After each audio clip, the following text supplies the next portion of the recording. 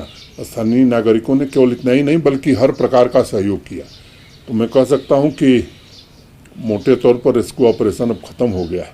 एक फ़ैसला हमने किया है, आप सबको मालूम है कि जितने यात्री हैं वो इंश्योर्ड हैं, 5 लाख रुपए का इंश्योरेंस उनका है श्राइन बोर्ड की तरफ से। 5 लाख रुपया और जो हमारे मृतक हैं उनके निकटस्थ परिजनों को दिया जाएगा।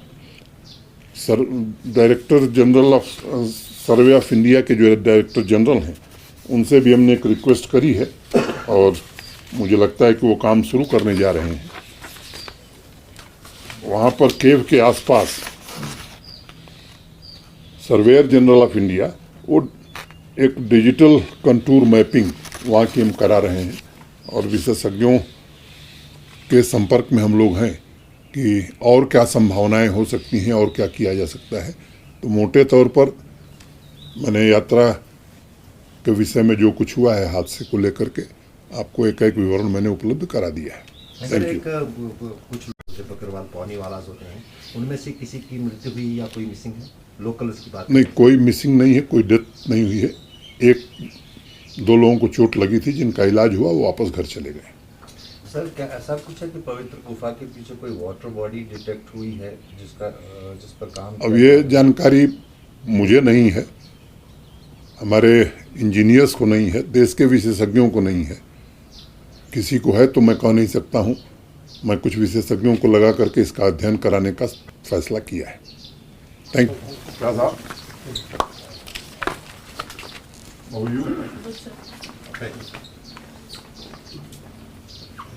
मैं परसों ही सोच रहा था, मुझे बुखार बहुत हो गया। क्यों सर?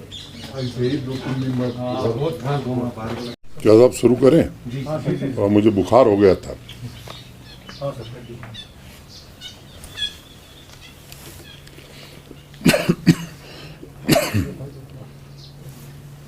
विगत 8 जुलाई को सायं 6 बजे के आसपास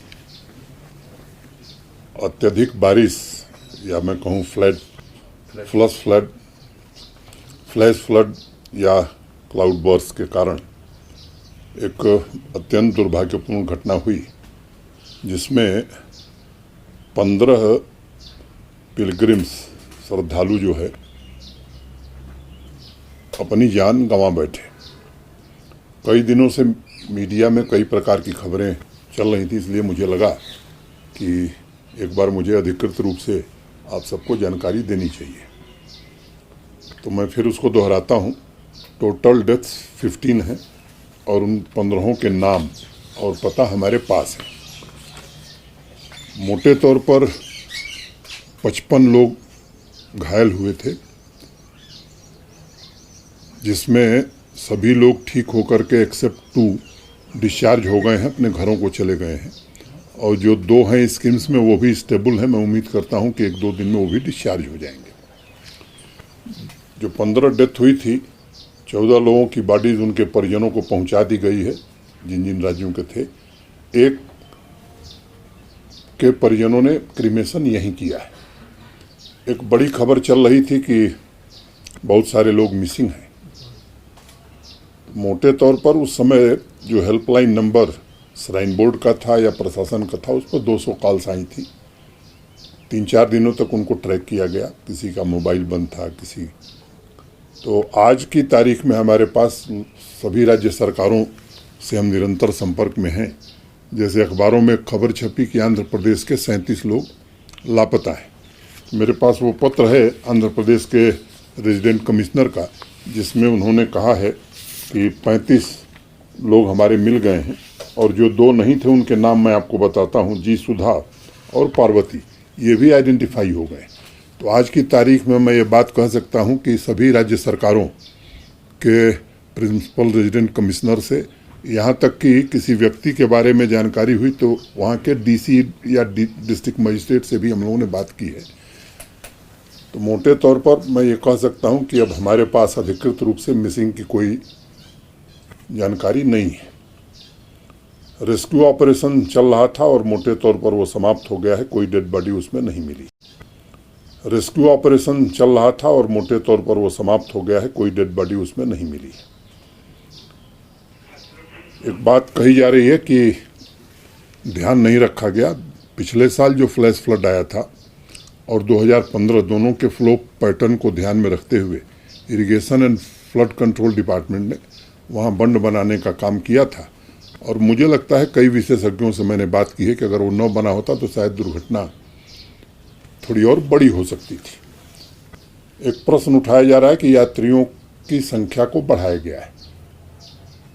ऑनरेबल सुप्रीम कोर्ट ने एक विशेषज्ञों की समिति बनाई थी और उस समिति की चर्चा के आधार पर कितने पिलग्रिम्स दर्शन करेंगे ये फैसले लिए जाते रहे। 2 साल पहले तक 7,500 लोगों की अनुमति होती थी दोनों रास्तों से, दोनों तरफ से। पिछले साल श्राइन बोर्ड ने व्यवस्थाओं में वृद्धि की और उस आधार पर यह फैसला किया कि दोनों एक्सिस से 10,000 यात्री जा सकेंगे। पूरी तरह से उसका पालन हुआ है और मैं कह सकता हूं कि पहले के वर्षों की तुलना में इस बार इंफ्रास्ट्रक्चर और बाकी व्यवस्थाओं में बढ़ोतरी करने की कोशिश की गई है।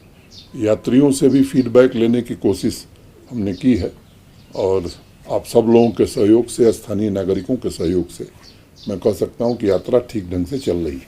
मोटे तौर पर 1.5 लाख लोगों ने अब तक यात्रा कर ली है। हम देखते हैं कि आगे कितने लोग आते हैं।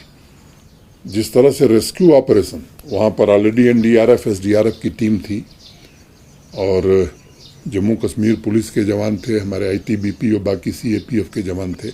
रेस्क्यू ऑपरेशन तुरंत ही शुरू कर दिया गया था बिना किसी विलंब के। आसपास से भी एनडीआरएफ और बाकी पैरामिलिट्री फोर्सेस को और जेके पुलिस को सबको वहाँ भेजा गया था। तो बालटाल और वहाँ पर डीआरडीओ के जो 52 बेडेड हॉस्पिटल हमने बनाए या हर स्थान पर जो मेडिकल की सुविधाएं उपलब्ध कराएंगे, इसके कारण लोगों के इलाज में बड़ी सुविधा रही और जहाँ भी थोड़ा संदेह हुआ तुरंत उन्हें ले आकर के स्कीम्स में भर्ती किया गया है।